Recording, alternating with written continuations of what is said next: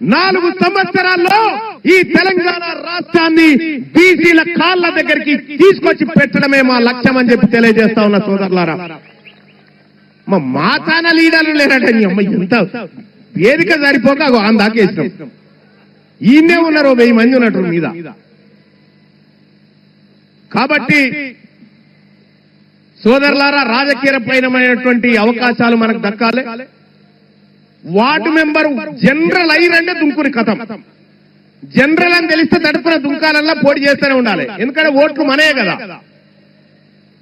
ఓట్లు మనే. ఇక మనం కూడా ఒకటి గుర్తుపెట్టుకోవాలి సోదరులారా, బీసీల దగ్గర పైసలు ఎక్కడి, బీసీలు ఎట్ట చేస్తారు, ఏం చేస్తారంటే చితం పైసలు ఉన్నారా నాయన బీసీల దగ్గర, చితం పైసలు ఉన్నాయి. తెలంగాణ రాష్ట్రంలో 2 కోట్ల మంది వాళ్ళ మనోళ్ళే అని చెప్పినా, 2 కోట్ల మంది ఒక్క పూట ఛాయ్ బంద్ చేసి 10 రూపాయలు అలా వారేస్తే 2 కోట్లు ఇంటూ 10 20 కోట్ల, 20 కోట్ల రూపాయలు ఛాయ్ బంద్ చేస్తే అయితే ఏమనుతారా? ఆదివారం మటన్ బంద్ చేస్తే 500 కోట్లు.